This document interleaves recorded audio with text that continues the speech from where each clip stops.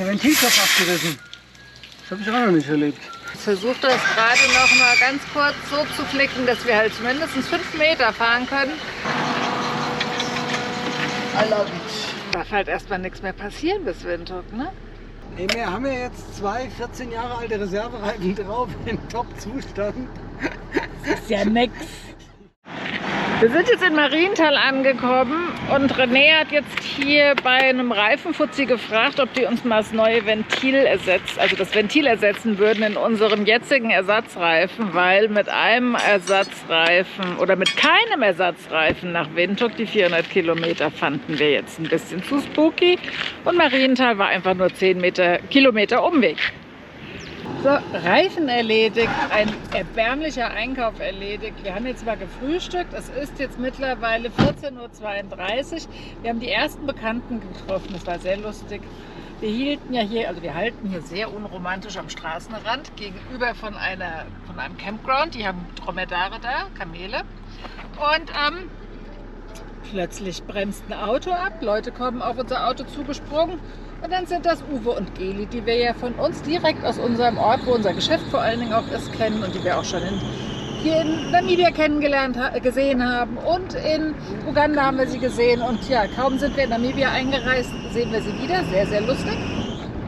Das Auto quietscht wie die Sau. Ja, jetzt machen wir uns mal ein bisschen auf den Weg Richtung Windhoek. Da geht's lang. Unvorstellbar für uns in Deutschland.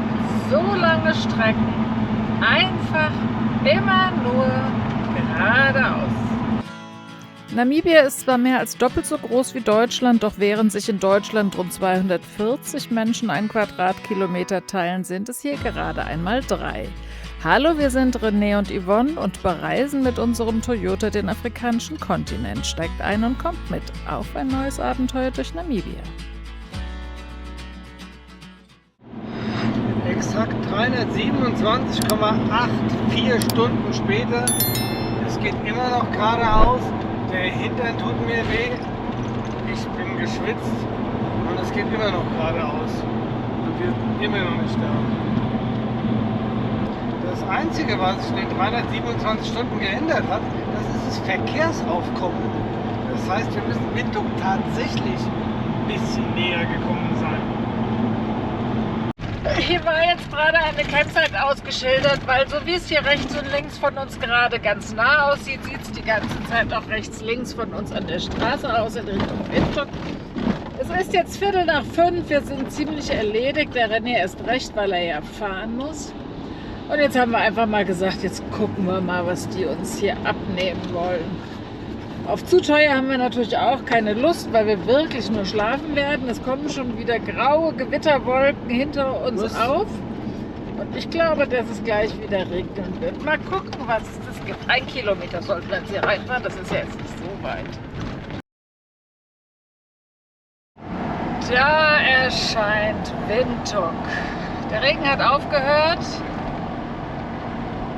Heute Nacht auf unserer Campsite hat es die ganze Nacht geregnet, bis eben gerade. Aber hier jetzt auch um die Mittagszeit klart es auf. Das ist schon crazy. Wir sind jetzt in Windhoek und es ist die erste gefühlte richtige Stadt seit ganz langem. Quasi auch wie geordnet. Viele Ampeln, die funktionieren. Viele Autos. Unser erster Weg hier in Windhoek führt uns erstmal in die Werkstatt. Zum Kobus Banner. Da waren wir vor ein paar Jahren schon mal gewesen. Boah, wir waren jetzt schon voll erfolgreich und haben es vor Aufregung vergessen, euch mitzunehmen. Wir waren alles erledigt.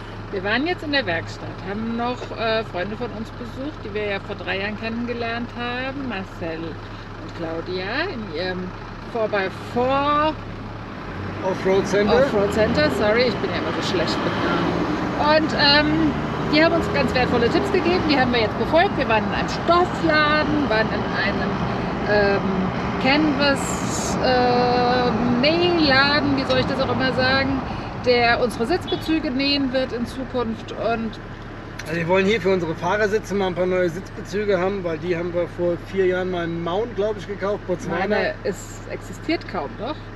Und das haben wir jetzt auf jeden Fall alles schön gemacht.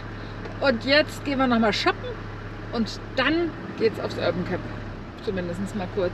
Und dann haben wir noch voll viel Zeit, weil wir haben erst in 10 Tagen Werkstatttermin. Und dann müssen wir erstmal überlegen, was wir in diesen 10 Tagen noch machen. Wir wollten ja gar nicht mehr so viel Auto fahren. Bevor wir unser nächstes großes Abenteuer starten und über die Westroute Afrikas langsam Richtung Heimat fahren, heißt es erst einmal Tempo auf Herz und Nieren prüfen und dringend notwendige Wartungsarbeiten erledigen. Dazu finden wir hier beste Voraussetzungen. Wir fahren mal wieder auf die Christuskirche zu, das Wahrzeichen Windhoeks.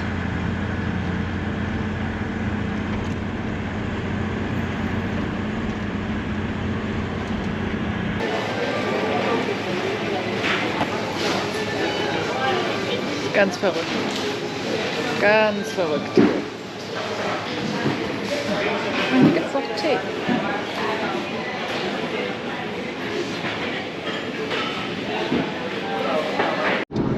Na, guck mal, die sind immer noch da. Shopping erledigt. Und wir sind wieder da.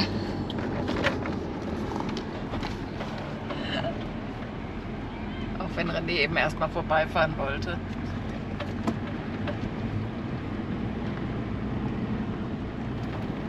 Wer schon einmal mit dem eigenen oder einem gemieteten Camper in Windhoek war, kennt das Urban Camp. Als gefühltes Zentrum für Reisende bietet es Stellplätze, gemütliche Glampingzelte, abends ein frisch gezapftes zum leckeren Essen, also alles für einen entspannten Aufenthalt. Der Platz ist nahezu leer jetzt. Die sind alle heute Morgen schon sehr früh aufgebrochen. Unsere Nachbarn um 5 mit einem dicken V8er. Ja, here we are.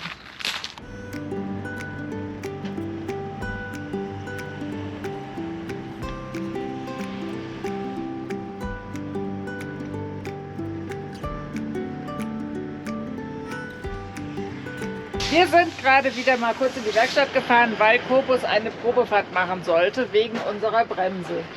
Jetzt ist Kobus gefahren und hat gebremst und unser Auto hat auch ordentlich Ding in die Bremsen quasi, hat gequietscht. Und er hat es nicht gesagt, aber er hat gedacht, René hat einfach nicht genug Power in den Beinen zum Bremsen. Und jetzt muss René fahren. Das ist ganz praktisch. Da drüben ist die Werkstatt und hier ist jetzt das Offroad Center von Marcel, Claudia und Christian. Und da gehen wir jetzt noch mal kurz rein, um uns endlich neue Reifen zu bestellen. Er hat uns nämlich ein Angebot gemacht. Tire Moni, Reifen kriege ich gleich. Hat ja alles der Marcel für uns hier im Offroad Fitness Center. Hat er alles für uns organisiert. Und jetzt fahren wir nämlich zum Reifenhändler und kriegen dann mal ein paar richtig neue Schluppen aufgezogen. Genau. Und dann haben wir Gehen beschlossen, Karneval. nee, morgen ist Karneval, hier ist überhaupt Karneval. Ostern ist vorbei und hier ist Karneval, ist total komisch. Aber dann fahren wir nächste Woche nämlich mal Richtung Erongo-Berge. Nochmal raus aus der Stadt. Wir haben ja noch ein bisschen Zeit und dann können wir auch unsere Reifen testen. Das ist ganz gut. Aber hier, empfehlenswertes Geschäft, wenn ihr irgendwelche Probleme habt. Hier in Windhoek, ihr seht es hier, die Dielstraße 14. Dielstraße, wie auch immer. Hier hingehen. Nette Leute. Die Damen und Herren unseres Vertrauens. Das ist wohl wahr. Und das schon echt, wir haben so einen netten Kontakt. Das ist echt immer sehr, sehr nett. Doppelt gemoppelt. Also, los geht's zum Reifenwechseln. Sesam, öffne dich. Ich sehe unsere Reifen schon. Du siehst unsere Schlangen. Da sind die Schätzchen.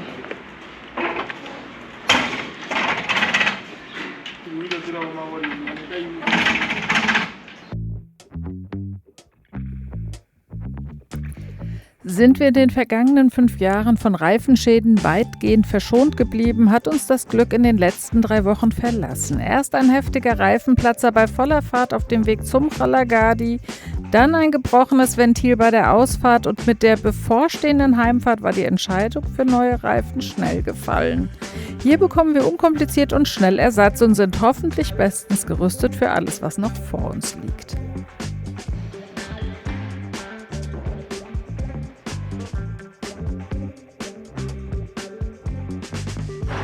Nummer 1 ist montiert. Nummer 2 ist drauf. Gleich Nummer 3. Nummer 4 wird gerade abmontiert. Wir sind in den Endzügen. Alle Reifen sind montiert, sowohl der unterm Auto wie auch hinten der Reservereifen. Gleich können wir starten. Wir haben auch 2 Ersatzventile uns hier mal besorgt. Und da ist unser großer Schatz, auf den muss man aufpassen. Das ist nämlich der Diebstahlschutz. Wir haben ja so super Muttern, die man gut aufschrauben kann. Okay. Und das brauchen wir auf jeden Fall. Das hat er gerade wieder gesichert. Also die Jungs sind fertig.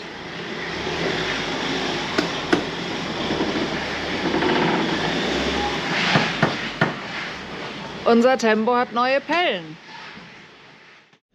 Unsere Nachbarn sind gerade mit dem Auto gekommen mit so einer Art von Uber. Ich weiß gar nicht, wie der Name heißt. Die App habe ich nur noch nicht. Jetzt haben wir es ganz spontan gebucht, dass wir schnell in die Independence Avenue kommen. Wir sind nämlich spät dran. Wir haben heute nämlich was Aufregendes vor. Wir gehen jetzt auf Karneval. Ich habe mich extra bunt angezogen. Die Ron war schon begeistert. Stimmt. Unterschiedliche Blau-Rottöne am Körper. Es war ein Traum. Ich musste aber dann die rote passende Mütze dazu aufsetzen. Und dann nicht meine neue schicke blaue tragen. Ja, er musste heute alte Mütze anziehen. Aber ja, deswegen, wir gehen jetzt auf Karneval. Okay. Nochmal kurz. Jetzt geht's los. Jetzt haben wir es gefunden. Hier ist eine Straßenabsperrung. Ach, köstlich. Ich lache mich jetzt schon kaputt. Man muss ja dazu sagen, jetzt solange es noch leise ist, in Deutschland hassen wir Karneval, da gehen wir gar nicht hin. Aber hier jetzt.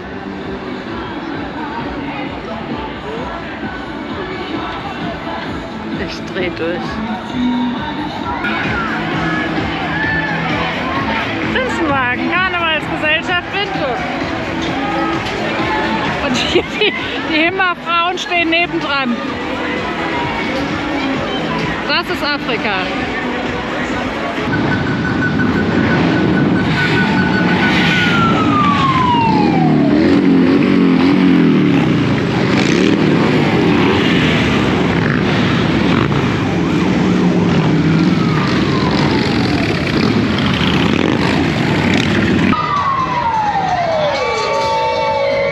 In Afrika ist man einfach anders. Da feiert man Fasching nach Ostern. Wagen Nummer 13. Muss nur aufpassen, sobald sie Bonbons werfen, werden wir umgerannt.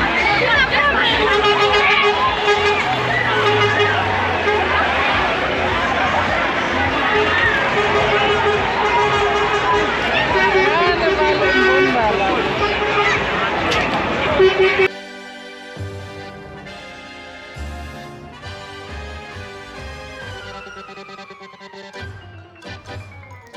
Aus rechtlichen Gründen kann ich euch die Musik von vor Ort leider nicht weiter abspielen, aber wir haben uns gefühlt wie beim Kölner Zoch.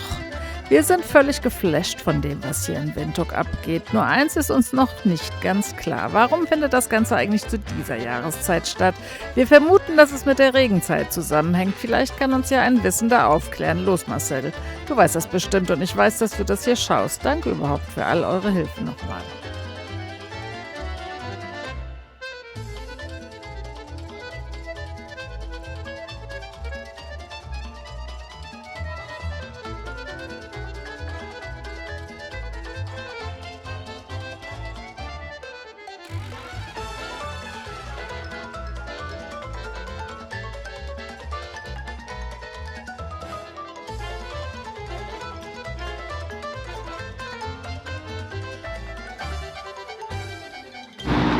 Das war jetzt unser Ausflug in den Karneval von Windhoek hinein. Jetzt dackeln wir mal zurück zum Campingplatz und erledigen mal ein paar echte Aufgaben. Aber sehr amüsant. Tatsächlich haben sie über 25 Motivwagen gehabt. Es ging richtig ab. Sie haben nur das Hello oder Alaf oder irgendeinen Ruf mitgezählt. Hast du in Graf Zahl jetzt super gemacht?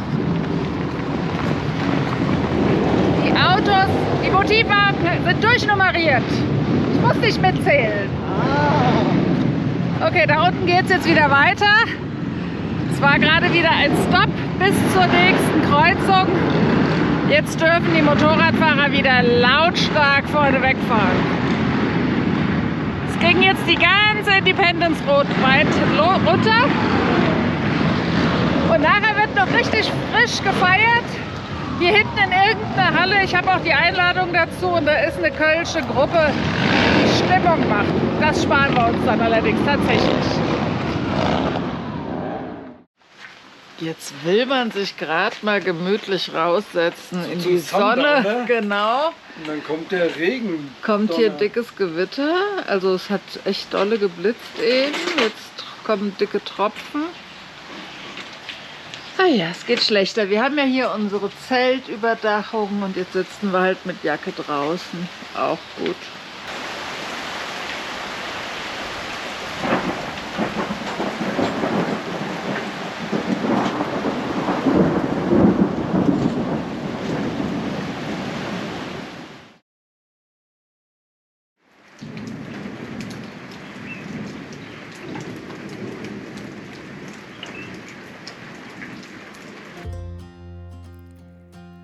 Es ist immer wieder lustig und spannend, wen man auf so einer Reise alles trifft und kennenlernt. Diesmal verbringen wir einen lustigen, netten Abend mit 2 jungen Reisenden aus der Bodenseeregion, deren 6-monatige Reise gerade ein Ende hat.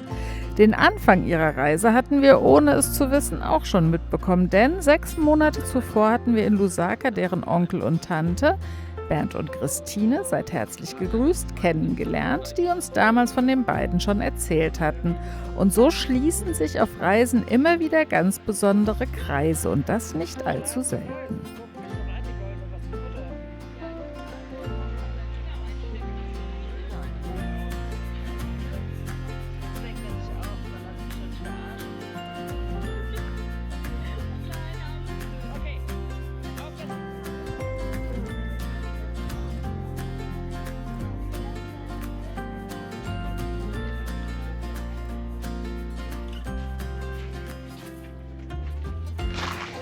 Sonntag ist immer ein guter Tag zum Abreisen.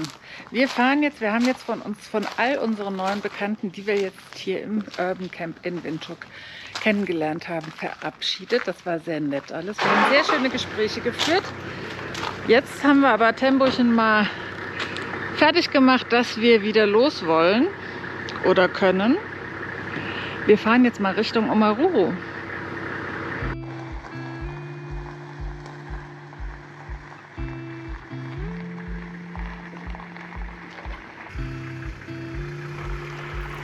Die Kleinstadt Omaruru gilt als Künstlerstadt Namibias. Viele Ausländer haben sich hier bereits niedergelassen und auch wir waren schon mehrfach dort. In der Nähe liegen die Erongo-Berge, deren naturgewaltige Schönheit einem immer wieder den Atem verschlägt. Und für uns beginnt dort der schönste Teil Namibias, das Damaraland und weiter hinauf ins Kaoko-Feld. Dort enden die Zäune, die weite Teile des Landes durchziehen und man erlebt das Gefühl von Freiheit und unberührter Weite.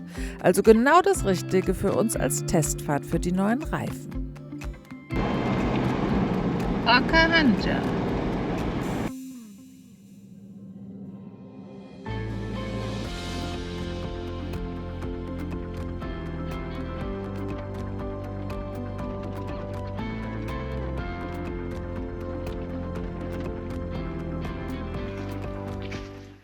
Wir sind auf einer wirklich, wirklich schönen Campsite.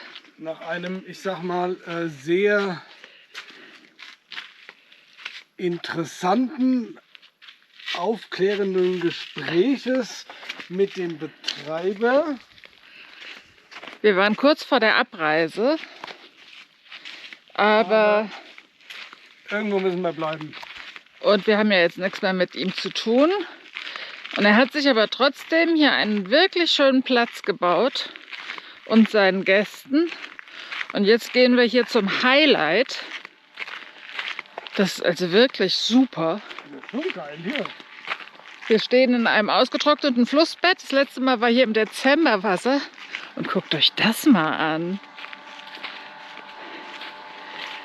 Das hier ist doch schon Richtig geil. Mal gucken, ob mein Mann es schafft, hineinzuspringen. Okay, was hilft alles nicht, ja?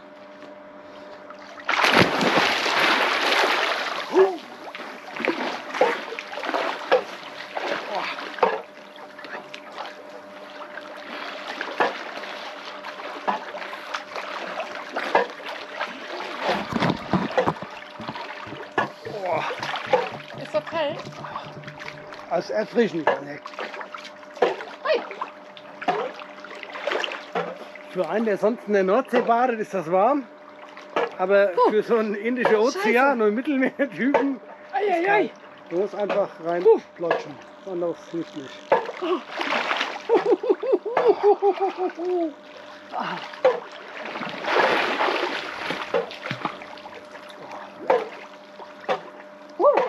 Aber ist geil Aber gemacht. einmal drin war, geht's Wenn man gut. drin war, geht's, genau. Ich nehme euch, Sehr schön. ich nehme euch mal eine Runde mit. Wir schwimmen mal gemeinsam durch den Pool. Oh, und voll gespritzt hat er die Kamera. Ja, das ist ein bisschen authentisch. Und es geht schon unter, hier wird's tief.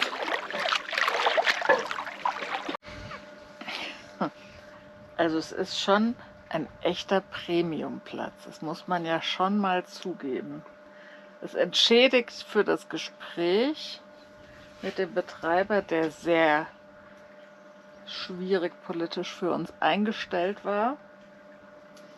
Aber der Platz ist schon echt famous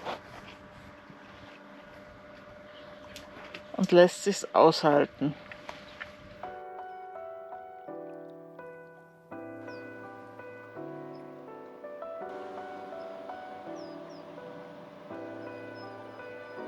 겨울이 오게 기다리는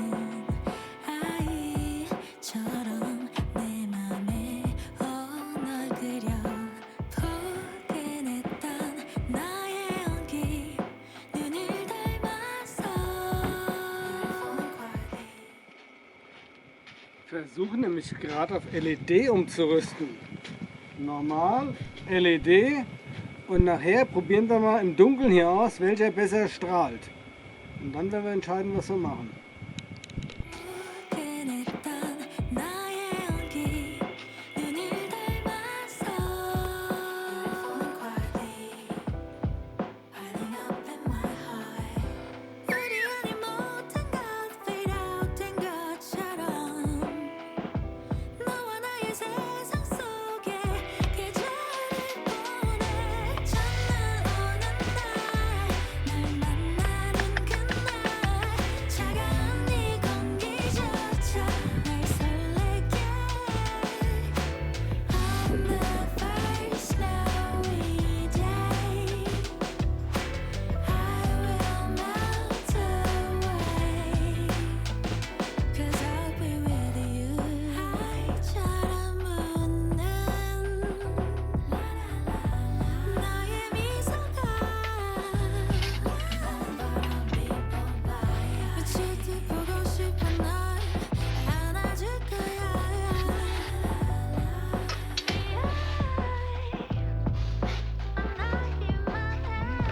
그날만을 위해 살아가는 것처럼 너와 나의 세상 속에 겨울을 맞아 첫날 오는 날 만나는 그날 차가운 네 공기조차 날 설레게 On the first snowy day I will melt away Hier wird gerade Scheinwerfertest gemacht. René hat jetzt einen der LED-Scheinwerfer eingebaut. Also das ist jetzt normales Licht und jetzt guckt man LED-Scheinwerfer. Riesenunterschied. Also ist jetzt auch Fernlicht gerade, jetzt machen wir nochmal Abblendlicht.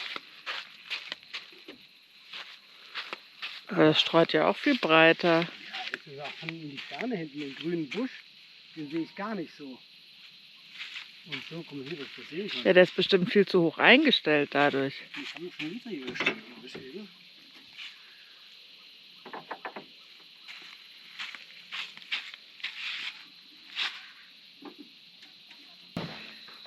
Wir sind auf jeden Fall vollkommen geflasht von diesem Platz und werden auch, wenn das Wetter uns noch hold bleibt, morgen hier stehen bleiben. Da hinten ist riesiges Wetterleuchten, die Wolken wunderschön angestrahlt von unten. Das ist schon echt dreamy. Einen wunderschönen guten Morgen. Wir haben hier echt ein herrliches Camp gestern erwischt. Und deswegen haben wir auch beschlossen, wir bleiben hier noch mal einen Tag länger stehen und machen mal so ein bisschen Haushaltsarbeiten, was einem so alles einfällt. Wir hatten die Markise, die hatten wir das letzte Mal noch feucht zusammengerollt und die war irgendwie noch ganz nass. Jetzt haben wir beschlossen, jetzt können wir sie auch mal sauber machen. Also nicht wir, die Dame hat das beschlossen und ist jetzt am Schrubben. Ja, gut, Aber ich sag auch immer wir, wenn es ums Auto geht. Deswegen. Alles gut. Wo ist denn der Lappen? der Lappen weiß ich nicht. Hier wird noch ein bisschen Wäsche gemacht gleichzeitig. Also damit er mal so ein bisschen was von unserem Alltag mitkriegt. Aber ich glaube, der Alltag wird heute nicht so schlecht. Weil da hinten den Pool, da waren wir gestern schon mal mit euch. Der war natürlich auch sehr appetitlich. Ich produziere noch ein bisschen Strom nebenbei. Und das hat echt ein herrlicher Platz.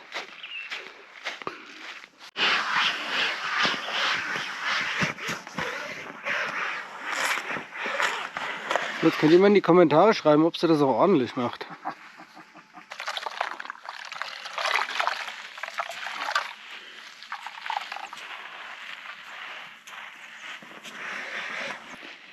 Wir haben euch ja vor geraumer Zeit mal verraten, dass wir ein großes Abenteuer bald starten, und zwar die Westroute zurück nach Europa mit unserem Auto und zusammen mit Biene und Peter und im August.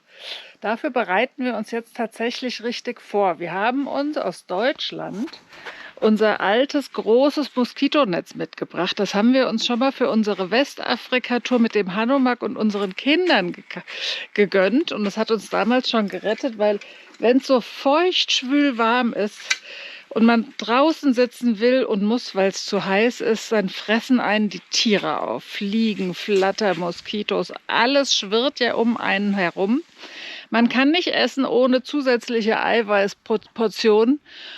Und deswegen haben wir uns überlegt, wir nehmen einfach das Moskitonetz mit und probieren uns da jetzt mal drin aus. Der August ist ja ein bisschen höher, vielleicht muss man es bei dem dann immer irgendwie dranhängen, aber auch wir wollen ja... Nicht mein edles Moskitonetz. Wir werden uns ja auch sicherlich zwischendrin immer mal trennen. Da müssen wir für uns sorgen, aber da hinten hängt schon mal nicht auf dem Boden. Nee, das war halt mal konzipiert für unsere Hanomag-Markise und da hat das perfekt runtergepasst. Und die Markise ist einfach kleiner. Jetzt müssen wir mal gucken. Das ist einfach mal hier Test.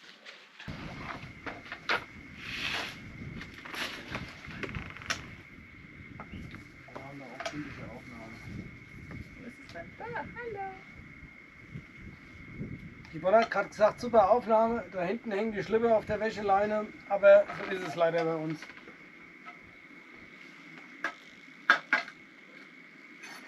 Aber viele von euch sagen immer, wir sollen euch ein bisschen mehr an unserem normalen Haushaltsalltag teilhaben lassen.